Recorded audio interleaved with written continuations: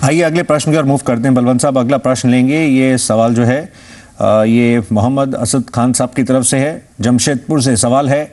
इन्होंने जानना चाहा, ये एजुकेशनल लोन लेना चाह रहे हैं और विदेश में ये आगे जाना चाह रहे हैं फर्दर स्टडीज़ के लिए। ये फ़िलहाल खुद इंजीनियर हैं और जॉब में हैं पिछले 3 साल से।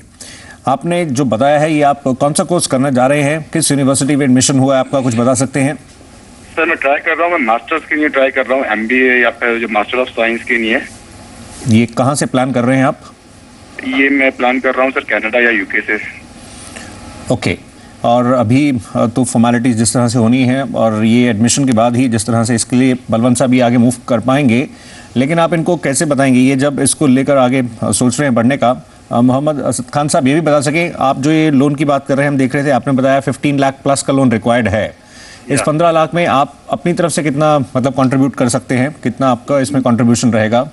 सर मेरा क्वेश्चन यही है कि मैं आगे जब फर्दर जो है उसके लिए जाऊंगा, मतलब एजुकेशन लोन के लिए, तो मुझे कितना करना है और बैंक कितना फाइनेंस करेगा और बैंक के सिक्योरिटी पे मुझे फाइनेंस करेगा, ये मेरा क्वेश्चन है। आप कोई सिक्योरिटी है जो आप बैंक को प्रोवाइड कर सकते हैं?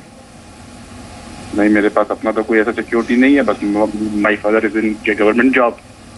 ओके, कोई अपना कोई एसेट मतलब उस प्रकार से नहीं है जो जिसके अगेंस्ट आप? नहीं, ऐसा कोई एसेट नहीं है। आपको बताते हैं इन दैट केस बलवंत साहब, ये जिस तरह से अब्रॉड जाकर कोर्स करने का सोच रहे हैं, लेकिन इन्होंने बताया सिक्योरिटी नहीं है।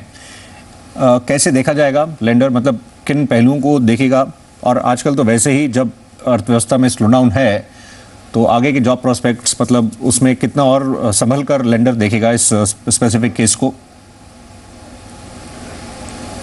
देखिए सौरभ जी, ऐसा है कि मोहम्मद साहब को जो फॉरेन में जाके एजुकेशन के लिए लोन लेना है, तो नॉर्मली जो इंडिया में बैंक से वो 20 लाख तक की लोन देती है, तो इनका तो रिक्वायरमेंट 15-16 लाख तक का ही है।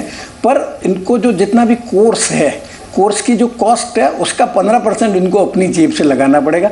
इसके अलावा कोई भी टेंजिबल सिक्योरिटी वगैरह देनी पड़ेगी। जैसे बताइए, मोहम्मद साहब बता रहे हैं कि इनके पास खुद की सिक्योरिटी नहीं है, तो इनके पेरेंट्स का या और कोई क्लोज रिलेटिव का कोई जैसे टेंजिबल जो फिक्स असेट्स वगैरह, कोई मकान वगैरह है, वो देना। और इसके अलावा बैंक इंसिस्ट भी कर सकती है कि कोई जो इक्विवेलेंट इनकम वाला है उसको गारंटर भी बनना पड़ सकता है। जी, और ये जैसे इसको मूव करने का पूरा सोच रहे हैं, ये जो अभी फिलहाल अर्थव्यवस्था जिस दौर से गुजर रही है, मतलब ये आगे जॉब प्रोस्पेक्ट्स भी देखे जाएंगे जब ये करने जा रहे हैं कोर्स, आगे किस तरह के प्रोस्पेक्ट्स होंगे और आगे क्या, जब स्पेशली क्योंकि जब अब्रॉड भी जा रहे हैं तो जब बैंक इतना लोन देंगे तो उस पहलू को भी एक्सप्लोर करेंगे।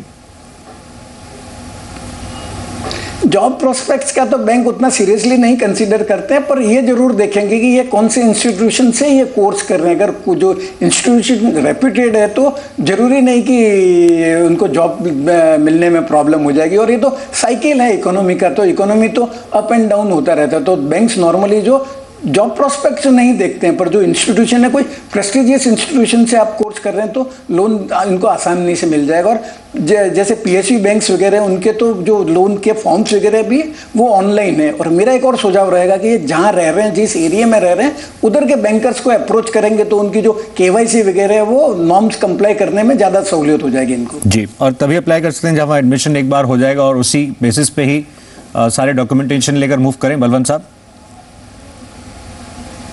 हाँ, ये सौरभ जी आपने एकदम सही बात बताई कि बैंक आपको एंटरटेन ही नहीं करेगा जब तक आप जो इंस्टीट्यूशन में जाना चाहते हैं, जहाँ एडमिशन लेना चाहते हैं, वहाँ का कंफर्म प्रूफ ऑफ एडमिशन आप बैंक को बता दो। अगर जब आप सोच रहे हैं कि मेरे को यहाँ लेना है, वहाँ लेना है, तब तक बैंक आपको एंटरटेन नहीं करेगा। पर आपको एक बार कंफर्मेशन आ गया कि आपका कोई पर्टिकुलर इंस्टीट्यूशन में एडमिशन हो गया, तो फिर बैंक को आपको लोन देने में सहूलियत हो जाएगी और ये प्रोसेस भी एक्सपेडाइट हो जाएगा। जी, आइए अगला सवाल।